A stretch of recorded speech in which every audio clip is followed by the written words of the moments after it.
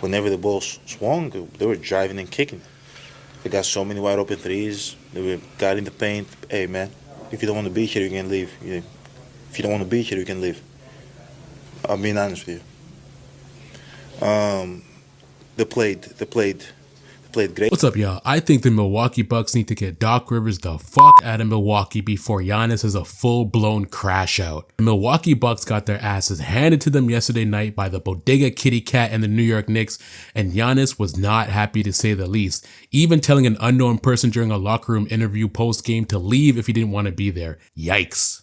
Now, before we get into the topic today, don't forget to like and subscribe. It helps me out a lot in these YouTube streets. We're on the road to 1,000 subs, and I really appreciate you all for rocking with me so far. Anyways, let's get back to business. Now, we still don't know exactly who the person Giannis was addressing is. Some people on Twitter are saying it's Dame. Some are saying it's Bobby Portis. Others are saying that it's a random reporter in the media. But I must say that I haven't seen Giannis this angry and ready to crash out since last year when the Pacers took the game ball from him in his record 64-point game. And he damn near chased them into the locker room to get it back. And it's not any better with Dame either. You got him fielding questions from the media, brushing off the loss of the Knicks on some passive-aggressive type shit, low-key mentioning the Heat on a Freudian slip because we know by his recent tweets that he'd rather be there right now. This was your first time seeing this version of the Knicks. Just what was your impression of them seeing this version? I mean, they're a good team. It ain't like we went in there and played against the Heat when LeBron went there. They made some changes. They were a good team last year. They're a good team this year. Giannis and Dame put up a combined 43 points against the Knicks last night, and it barely even pushed the needle. Last week against the Cavs, they literally combined for 75 points and still lost. So whatever offense they can put together clearly isn't the main issue. It's clearly defensive.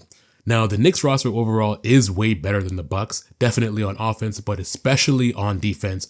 But if you're a Bucks fan, you at least want to see the game be a little closer than it was. The Knicks were leading 66-47 at the half, and Kitty Cat dropped 32 points on them. Now, I personally think that the championship window for the Bucks is gone. As soon as they hired Doc Rivers, who, by the way, is 20-27 since being hired and taking this job over. Oh, brother, this guy stinks! But I think everyone easily guessed that this was going to be a disaster from the start. But I must say that all of the Bucks' current problems stem back to the Bucks firing their former coach, Mike Budenholzer. And if you look at Mike Budenholzer now with the Suns, they're doing well. They're number one in the West and they're 7-1. The Bucks have made misstep after misstep since their championship run in 2021, but firing Mike was by far the biggest mistake, with the Bucks trading Drew Holiday away being the second biggest mistake. And now when you look at the Bucks situation, you just kind of got to scratch your head at these decisions because now you've gone through your former coach, Adrian Griffin, who started the season 30-13 before getting fired. You hired Doc Rivers as your coach, and he's not done a good job. There seems to be no light at the end of the tunnel, and everyone on the roster seems to be hating their lives and their situation. And to make matters worse, the Bucks are literally playing all the salaries of all these three coaches all at the same time. Mike Budenholzer's contract payout is $8 million per season, and that's set to expire after the 2024-2025 season. Adrian Griffin still had 2 years left on his contract, and his salary was $4 million per year, and you still have to pay Doc Rivers his $10 million per year salary up until 2027. So I don't know what is going on with the Bucks organization. Yes, man. This is ridiculous, man. Ridiculous. So I don't know.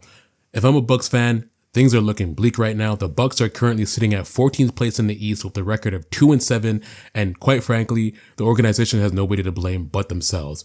So I don't know. For Bucks fans, it's looking abysmal. Maybe they'll trade Giannis or they'll trade Dame or do something. I don't know. It doesn't look like Giannis wants to stay there. And there was already rumors about him wanting to leave prior to the season starting. So what do you guys think? Can the Bucks turn their season around after such an abysmal start? Or should they get Doc out of here? Sound off in the comments below. Anyways, I'm out.